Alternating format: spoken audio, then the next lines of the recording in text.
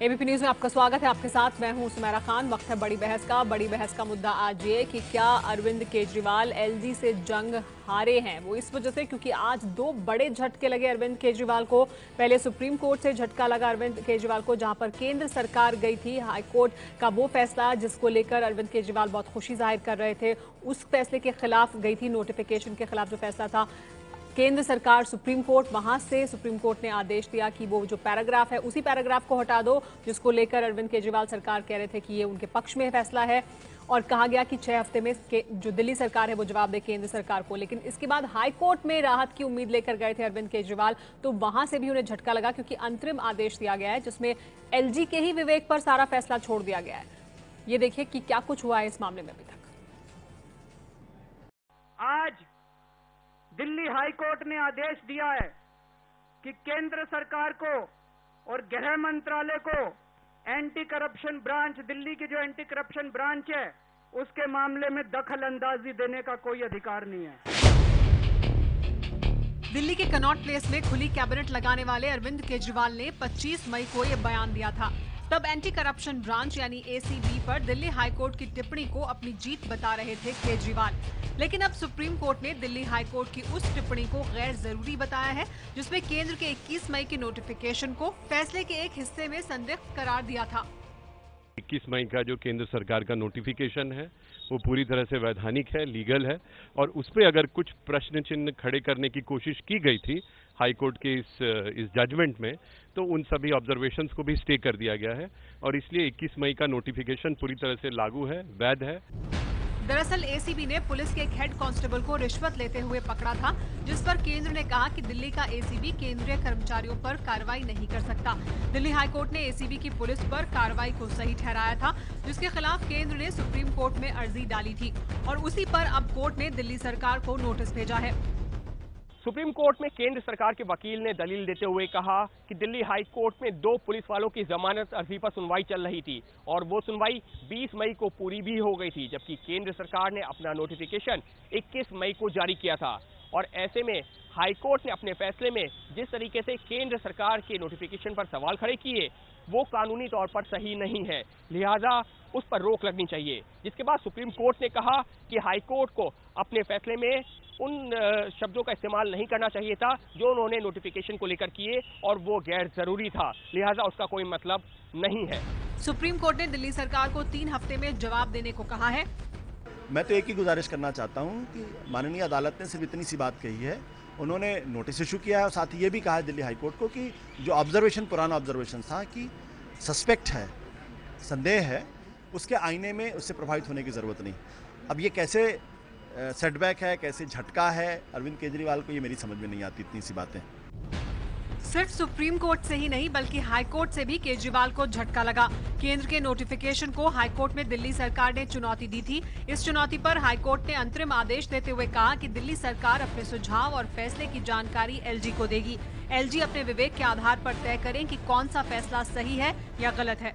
इसका मतलब हुआ कि ये जो है वे बीच की स्थिति है कि जो प्रपोजल होगी वो दिल्ली सरकार से होगी और उसके बाद जो डेलिब्रेशन होगी वो लेफ्टिनेंट गवर्नर करेंगे और जो संविधान के मुताबिक अधिकार लेफ्टिनेंट गवर्नर को है दिल्ली सरकार से डिफर करने के, और जो प्रेसिडेंट को डिफरेंस ऑफ ओपिनियन में प्रेसिडेंट के पास मैटर रेफर करने के, वो संविधान के अधिकार उसी तरह हैं, वही उसी तरह रहेंगे।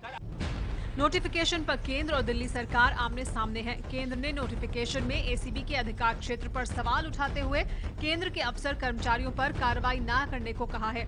इसीलिए केजरीवाल सरकार ने इसके विरोध में विधानसभा का विशेष सत्र बुलाकर नोटिफिकेशन के खिलाफ प्रस्ताव पास कराया था।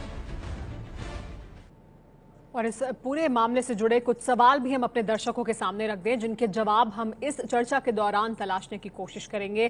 सबसे बड़ा और अहम सवाल ये है इस मामले से जुड़ा कि एलजी से जंग क्या हार गए हैं अरविंद केजरीवाल, क्योंकि 2 बड़े झटके उन्हें आज लगे हैं। कोर्ट ने कहा कि एलजी को फैसले का हक है, अब आप क्या करेगी, क्योंकि अंतरिम आदेश में कोर्ट की तरफ से कहा गया है, जहां से रात की उम्मीद कर रहे थे आम आदमी पार्टी के लोग कि एलजी ही करेंगे आखिरी फैसला। टकराव के हालात पैदा करने के लिए आखिर कौन जिम्मेदार है? इस तरह के जो हालात पैदा हुए हैं जहां पर टकराव की स्थिति बनी हुई है उपराज्यपाल और दिल्ली सरकार के मुख्यमंत्री के बीच, दिल्ली सरकार के बीच, उसके लिए कौन जिम्मेदार है? आपको ये भी बता दें, ये बहस हम शुरू करें उससे पहले आपको ये भी बता दें कि आम आदमी पार्टी ने इस बहस में हिस्सा लेने से इनकार कर दिया गया है। पहले ये बताया गया कि एचएस फुल्का आएंगे आम आदमी पार्टी का पक्ष रखने के लिए, जो वकील भी हैं उनकी तरफ से दिल्ली हाईकोर्ट में। फिर कहा गया कि अलका लांबा आएंगी, लेकिन बार बार संपर्क करने के बावजूद अब इनकार कर दिया गया आम आदमी पार्टी की तरफ से कि उनकी पार्टी का कोई नेता इस चर्चा में शामिल नहीं होगा।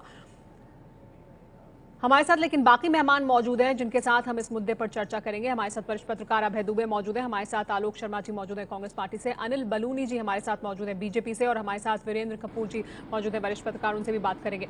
सबसे पहले अभय दुबे जी, लेकिन मैं आपसे इस चर्चा की शुरुआत करना चाहूंगी कि ये जो टकराव की स्थिति बनी हुई थी जिसमें लगातार अरविंद केजरीवाल उपराज्यपाल के विवेक पर ही सवाल उठा रहे थे, वो कह रहे थे कि हमें करना है क्योंकि काफी कुछ कहा गया विधानसभा के भीतर भी उपराज्यपाल को लेकर। अब उपराज्यपाल के विवेक पर ही दिल्ली हाईकोर्ट ने फिलहाल अंतरिम आदेश में फैसला छोड़ा है, तो क्या हारे हैं इसमें अरविंद केजरीवाल? मैं कोई कानूनी आदमी नहीं हूं, लेकिन थोड़ी बहुत जो खबरें सुनकर और अखबारों में पढ़कर जो बात समझ में आती है उसके मुताबिक मैं अपनी बात रखूंगा। मेरा मानना यह है कि आम आदमी पार्टी ने ऐसा कोई मुकदमा नहीं किया, ना ऐसी कोई अपील की है कि राज्यपाल से उनके अधिकार ले लिए जाएं। राज्यपाल के पास जो अधिकार हैं वो अधिकार बने रहें, उसमें चुनी हुई सरकार की क्या भूमिका हो, वो भूमिका कैसे जो अस्पष्टता के दायरे में आ गई थी, वो भूमिका कैसे और स्पष्ट हो, और चुनी हुई सरकार अपने अधिकारों का किस तरह इस्तेमाल कर पाए, ये पूरी कानूनी लड़ाई उस मकसद से लड़ी जा रही है। वो तो एक खास नोटिफिकेशन के खिलाफ गए ना कि ट्रांसफर पोस्टिंग इसका आखिरी फैसला हमें करने दें, ये उपराज्यपाल आखिरी फैसला इस पर नहीं करेंगे, हम करेंगे। हाँ, तो वो ये अभी भी हाई कोर्ट ने ये अंतरिम आदेश दिया है, इसके ऊपर अभी वहां पे और भी बहस होगी और भी चर्चा होगी। उसके बाद जब अंतिम आदेश हाई कोर्ट का आएगा उसके बाद देखिए क्या होता है उसमें आगे, क्योंकि ये लड़ाइयां जो होती हैं वो एक दिन में समाप्त नहीं होती ना, एक दिन में जीत और हार होती है। मतलब ये दूरगामी लड़ाइयां हैं, गहरी लड़ाइयां हैं। यहां तक कि ये जो लड़ाई संघर्ष दिल्ली में हो रहा है, लेकिन एक मिनट सुमेरा, इसका फायदा आगे अगर कभी भाजपा और कांग्रेस के मुख्यमंत्री आए तो उनको भी प्राप्त होगा।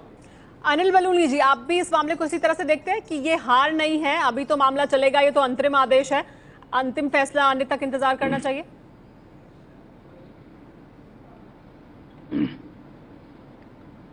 सुमेरा जी, अभी अभय जी बता रहे थे कि ये अंतरिम आदेश है, कोई जीत हार नहीं हुई है, लेकिन अरविंद केजरीवाल तो केवल एक टिप्पणी को अपनी जीत बता रहे थे। एक छोटी सी टिप्पणी आई और उन्होंने कहा हमारी जीत हो गई, देखिए केंद्र सरकार हार गई, हम सही थे। तो हमारा ये कह रहा है सुमेरा जी, ये विषय असली में है कि दिल्ली की जनता बड़ी पछता रही है, बड़ी पश्चाताप कर रही है कि किस तरह की सरकार हमने चुन ली, किस तरह के व्यक्ति को सत्ता सौंप दी। दिल्ली के आगे जो यक्ष प्रश्न थे उन पर चर्चा नहीं हो रही। 24/7/65 केवल विवादों को ढूंढ किया जा रहा है। अरविंद केजरीवाल विवादों से जा जाके टकरा रहे हैं। क्या दिल्ली की सरकार चलाएंगे? हर वक्त अभी उन्होंने कहा कि एलजी के ऊपर महाभियोग चलना चाहिए, राज्यपालों पर महाभियोग चलना चाहिए, ये संविधान को नहीं मानते। सुमेरा जी, कोई बहुत बड़ी बात नहीं है कि अरविंद केजरीवाल कहते हैं कि हाई कोर्ट और सुप्रीम कोर्ट के खिलाफ भी कुछ ना कुछ होना चाहिए। इन लोगों का कोई भरोसा नहीं है। कह रहे कि वो टकराव की स्थिति खुद पैदा कर रहे हैं। हम लगातार कह रहे हैं कि ये लोग इस तरह के लोग हैं, इनके डीएनए में अराजकता है।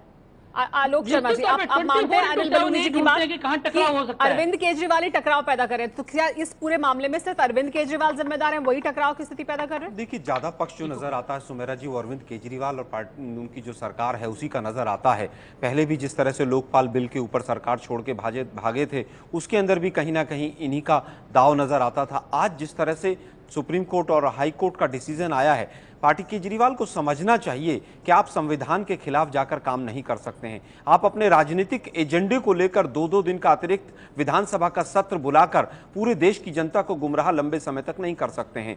बहुत अच्छा रहता दिल्ली की जनता के विकास की तमाम मुद्दे, बिजली, पानी, अनऑथराइज कॉलोनीज, उन पर आप विशेष सत्र बुलाते, अपने आप बजट को लेकर आते, बजट को दिल्ली की जनता को बताते, लेकिन विशेष सत्र आपने लड़ाई के लिए बुलाया और अपनी पीठ थपथपाई, उसको राजनीतिक रंग दिया।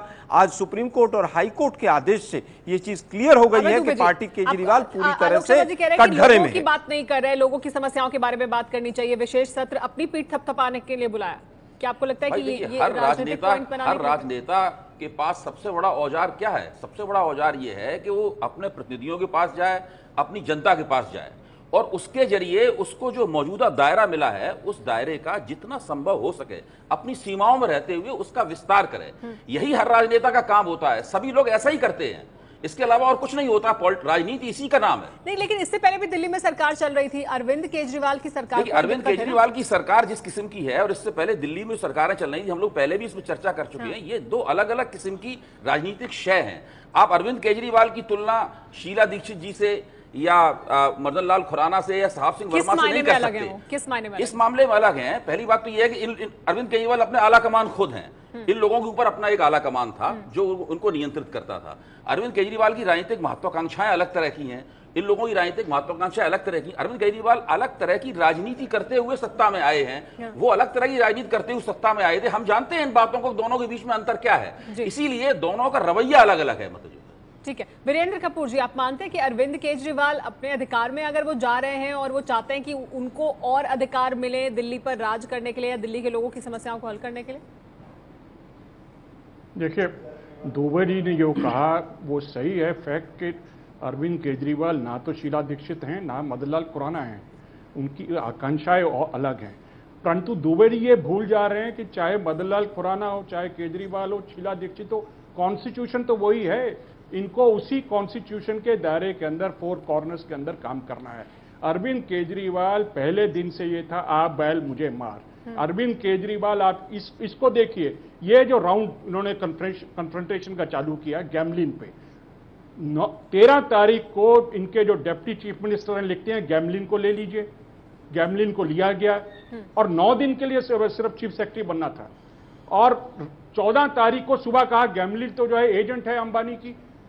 और तब ये सवाल आता है कि 13 तारीख को सिसोदिया जी ने कैसे चिट्ठी लिख दी एलजी को कि गैमलिन को ले लीजिए। फिर क्या झूठ के पैर नहीं होते। 9 तारीख का झूठा एक पत्र लिखवा लिया पावर मिनिस्टर से कि गैमलिन जो है वो तो पावर जो सेक्टर है अंबानी की दलाल है। अरे भाई, अगर अंबानी की दलाल थी तो आपने उनको इतनी देर पावर सेक्रेटरी क्यों रखा?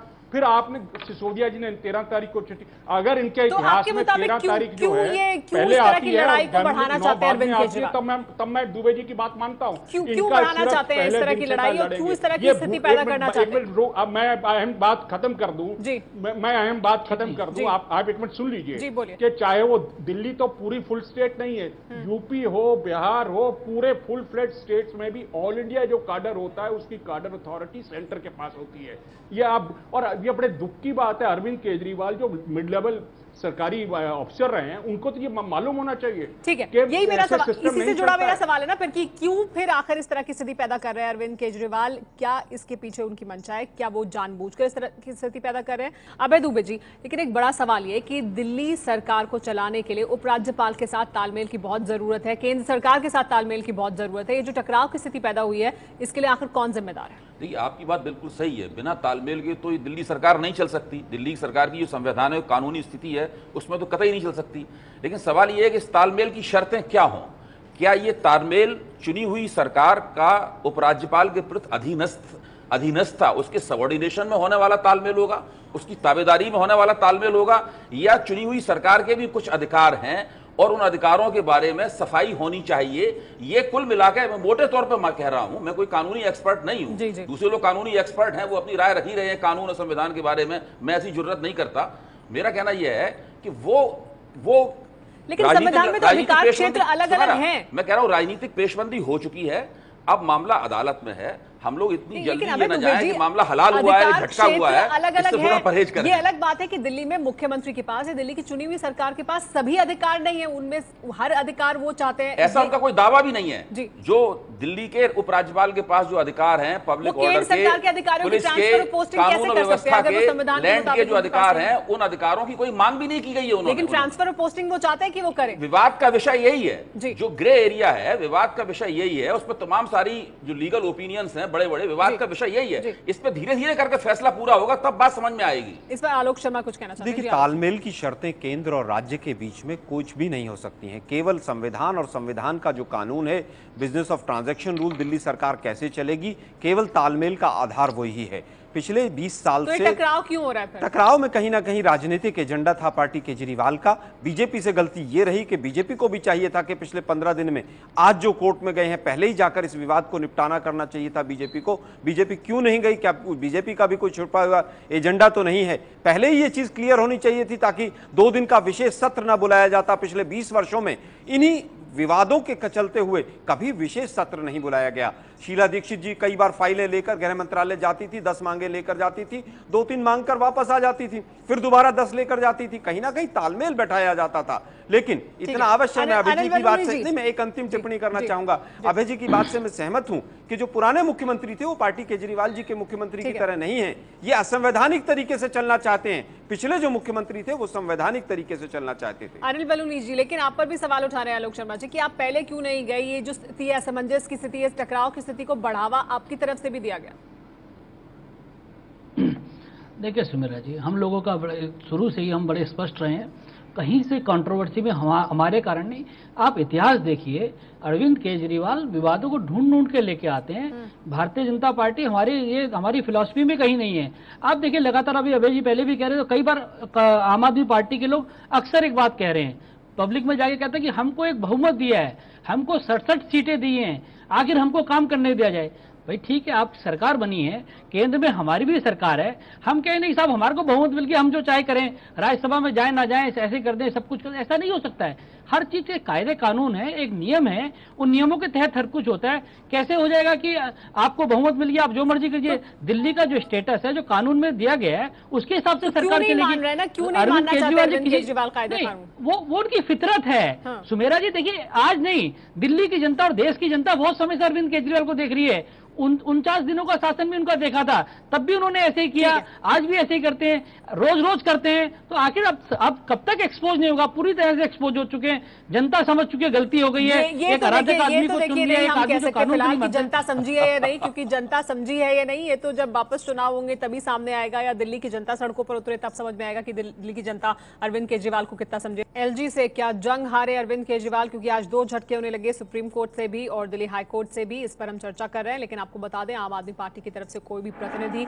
इस चर्चा में शामिल नहीं हुआ है। हालांकि हमें पहले एचएस फुल्का आएंगे ये बताया गया, फिर अलका अलामा आएंगी ये बताया गया, लेकिन फिर कोई भी शामिल नहीं हुआ। तो एबीपी न्यूज ने आपसे संपर्क किया था, लेकिन कोई भी प्रतिनिधि इस चर्चा का हिस्सा नहीं बना, आने से उन्होंने इनकार कर दिया। हमारे साथ लेकिन बाकी सभी मेहमान बने हुए हैं और हम बात कर रहे हैं दिल्ली में जो झगड़ा चल रहा था, जंग चल रही थी अरविंद केजरीवाल और नजीब जंग, दिल्ली के उपराज्यपाल के बीच। वीरेंद्र कपूर जी, क्या फिर ये जंग फिलहाल आज जिस तरह से 2 झटके लगे अरविंद केजरीवाल को, क्या ये जंग हारे हैं अरविंद केजरीवाल एलजी से?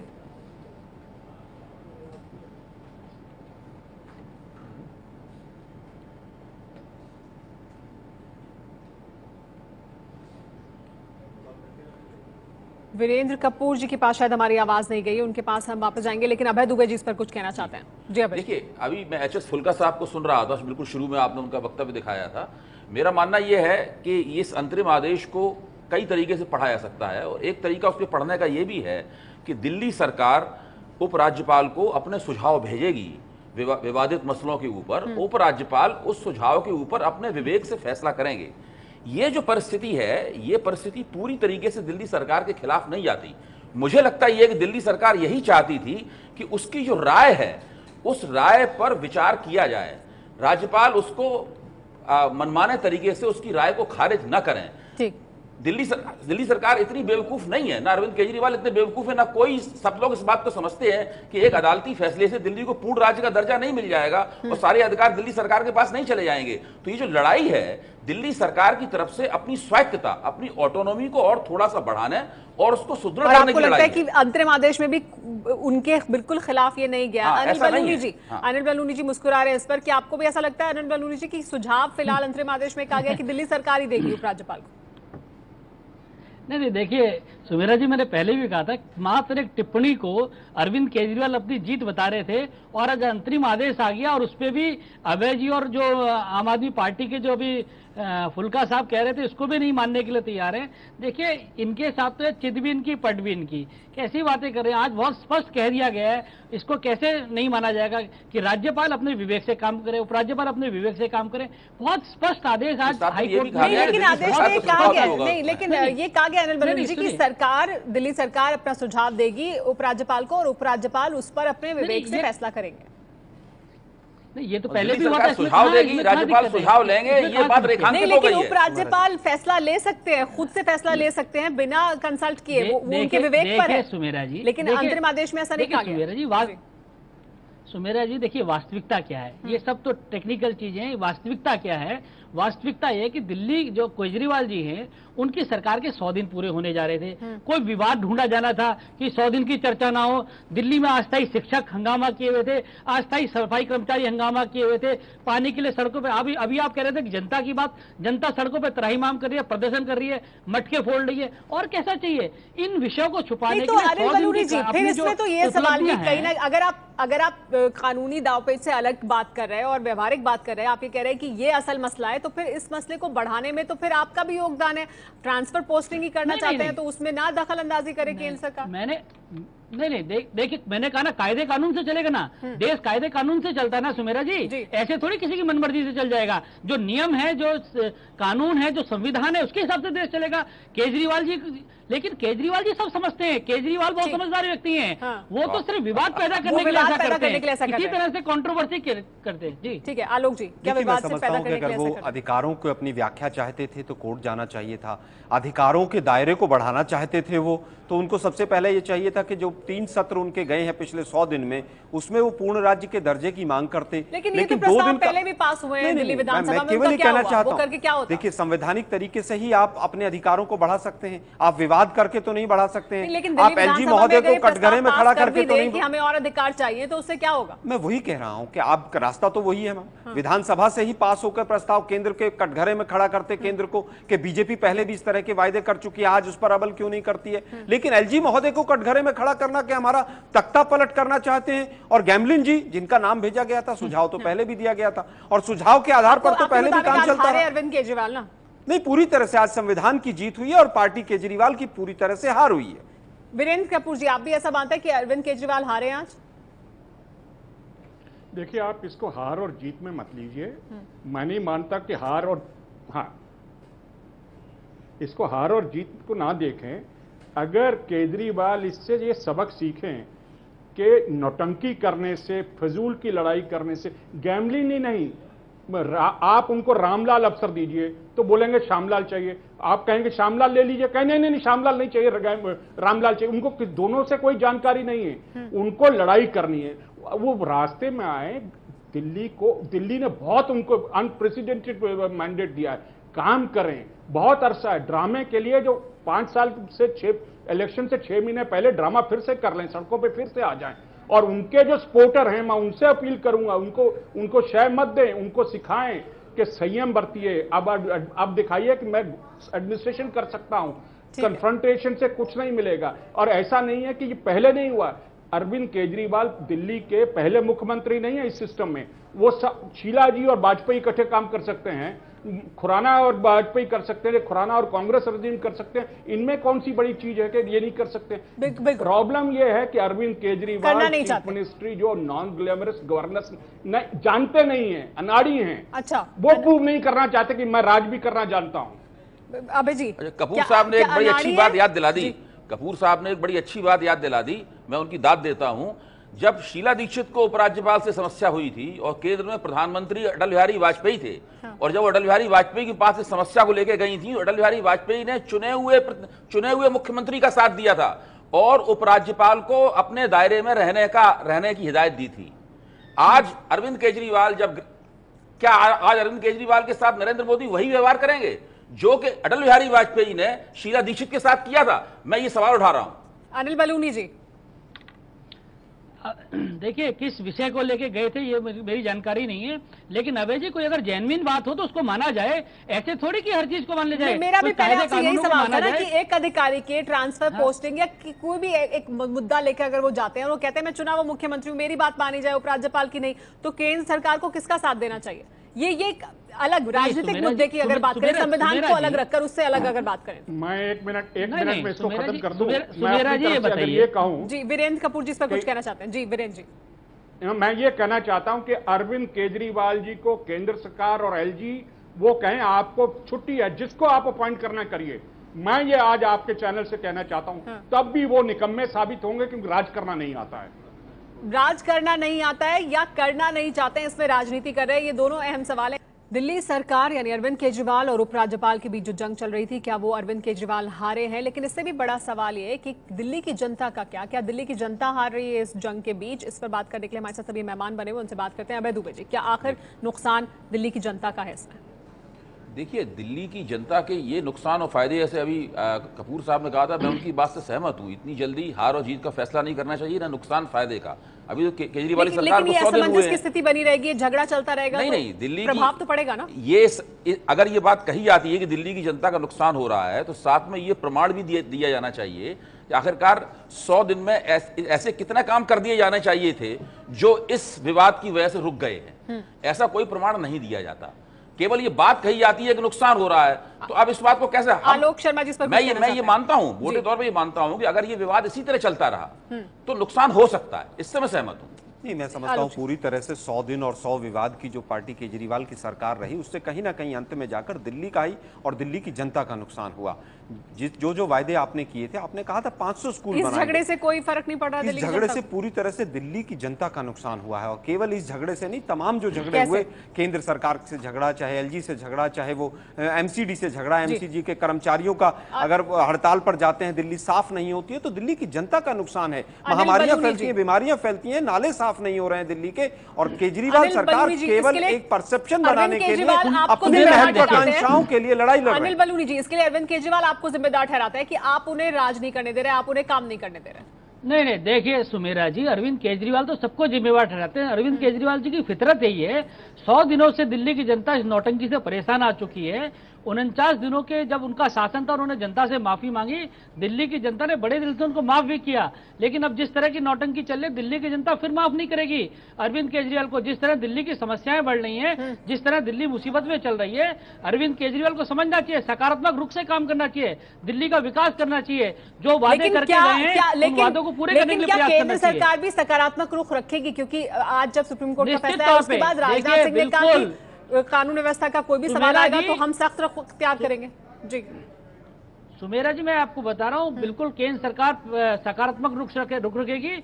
जो करना होगा दिल्ली के लिए, अरविंद केजरीवाल सकारात्मक मन से आए, पॉजिटिव माइंडसेट के साथ आए, दिल्ली के लिए केंद्र सरकार को जो करना होगा कहीं नहीं झुकेगी। चलिए ठीक है, आप सभी मेहमानों का बहुत बहुत शुक्रिया हमारे साथ इस चर्चा में शामिल होने के लिए। आम आदमी पार्टी का कोई प्रतिनिधि हालांकि इस चर्चा में शामिल नहीं हुआ, क्योंकि उनका पक्ष बहुत अहम है इस पर रखना। हालांकि आपको ये बता दें कि ये लड़ाई फिलहाल खत्म होती नहीं दिखाई दे रही। केंद्र सरकार और दिल्ली सरकार दोनों इस लड़ाई को आखिर तक लेकर जाएंगे। हालांकि इसके जरिए राजनीति करने की भी पूरी कोशिश हो रही है, लेकिन बड़ा सवाल यही कि क्या आखिरकार इस लड़ाई को, अगर यही असमंजस इस तरह से बरकरार रहा, तो क्या दिल्ली की जनता का ही होगा बड़ा नुकसान?